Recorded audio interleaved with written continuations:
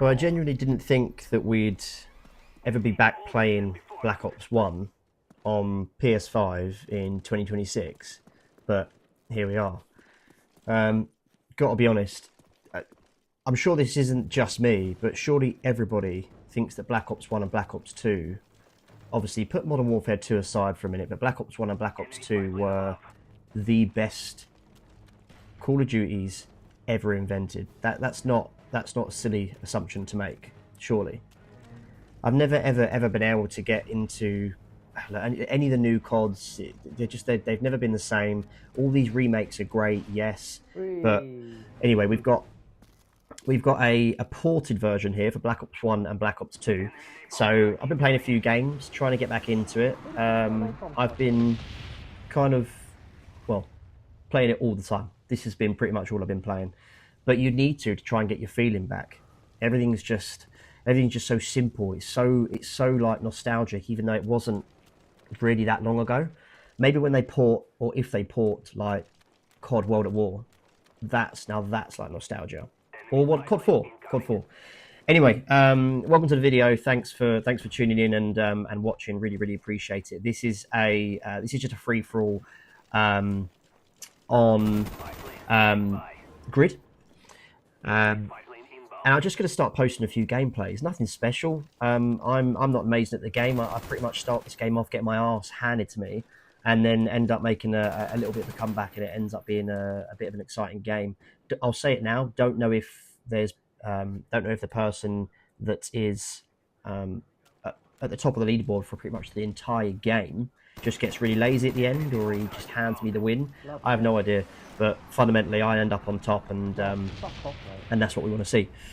But everything is just so simple in this game. You know, you haven't got 47 attachments at one gun. You haven't got 18 different perks all stacking together. There's no crazy movement mechanics. There's no sliding, even though, like, I've had games where I keep trying to do it. This is just simple. You know, you've got a dolphin dive, and that's pretty much all you've got. And it's almost like anything after that. By the way, you do hear me talking to myself. I think you will hear me talking to myself a lot through this game. It's pretty sad, but it is what it is. Love claymores on this game as well. There's so much to talk about, right?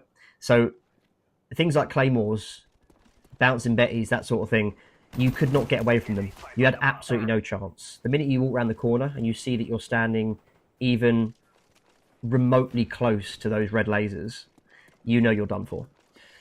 But, you know, you pick your gun, you throw on one attachment, you choose your perks, and that is literally it. Basically, everybody's playing on the same level. And I think you'd all agree that no skill-based matchmaking, yeah, absolutely. We will 100% take that. Yes, please. If you're doing well, it's just because you're obviously hitting your shots and like making good decisions. My decision making in Call of Duty is what lets me down the most. As I said, I'm not the best player. I'm just I consider myself an average player, and every now and then I just get a goodish game. Apologies for the like just standing still here. I'm not sure what I was doing. I think someone was at my door or something. But yeah, my decision making is questionable. You'll see from my gameplay a lot of the time. So if anything, even like, my God, how many years have I been playing COD? Like 15 years, 16 years down the line, maybe even more than that. Still open to some tips. So chuck anything in the comments where where you think I could have done a bit better. And I speak very candidly. I'm very open and honest. So if you want to call me a dick for making a certain move in a game or doing something that I shouldn't have done because it cost me a life, then please do. Absolutely, I encourage that.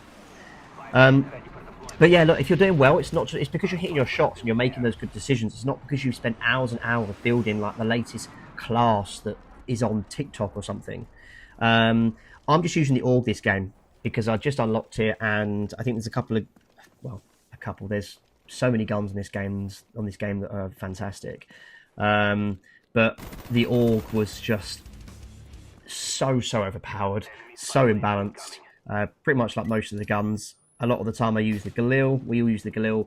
I was trying to get some points together and some cash together to get the suppressor on this. So I was running that. I'm running hardline, sleight hand, and I always run marathon. I don't really use ninja just because, unless I'm playing search and destroy. just because I believe that people have gone back here and they're not taking it overly seriously. So I like to be able to get to places at the start of a game before anybody else does. On free for all, it's not so much of a problem. So perhaps on here on free for all, it's best to use Ninja, having thought about it. But if you're playing team deathmatch, I use Marathon because I like to get to the spot quickly and get a Hail Mary nade out there. And this is the point in the game where I start to really ramp up some kills after I just got, again, my arse handed to me there and complain about it. My secondary, I think I was using dual pistols, dual pythons maybe, can't remember. Got a claymore on, a couple of concussion grenades, and a Semtex. Yeah, Semtex. Love hardline because it's a couple of kills until you get a spy plane. What was my other perk again? Yeah, sleight of hand because it's just so important. Trying to shoot through the wall there without FMJ. The sound, the recoil, everything about this gun just feels really, really satisfying. Maps, look, this is exactly what I miss. Maps like Grid, Firing Range, Summit, Jungle, they all had like their own personality. They weren't huge, they weren't confusing, and after a couple of games you knew every angle and like every flank, and you could work out the spawn. Trying to keep up the spawns in this game is crazy. And it's like you get rewarded for having map knowledge. And the kill streaks, again, they're just another thing. I'm telling you guys everything you already know, but I'm just basically telling you everything that I love about this game. Spy plane. What was I using? Spy plane, attack chopper, and oh god, I can't remember what else I was using. But I'd count the spy plane, I think, as well. But nothing ridiculously overpowered. Well, apart from chopper gunner. Dogs, I really don't believe dogs are overpowered. Like a couple of bullets and they're dead. So people just get lazy, and if you time your stab right, then they're dead as well. But spy plane, counter spy plane, Blackbird, hugely overpowered, or whatever it is. And then when someone earned dogs, you obviously knew about it, but it's easily counteracted. Every kill streak just feels rewarding because you actually had to, you had to earn it. And here the game's getting close, and I'm like, oh, I could really do this. But anyway, look, guys, this was just an introduction to me getting back into Black Ops 1. So I hope you enjoyed it. I'm going to make a few more of these and keep posting. So if you're enjoying them, let me know. Give the video a like, because if they don't get any likes and they don't get any comments, you just think, well, people aren't really enjoying these. Anyway, enjoy the end game, and hopefully you're enjoying Black Ops being back as much as I am. And I'll catch you on the next video. Cheers.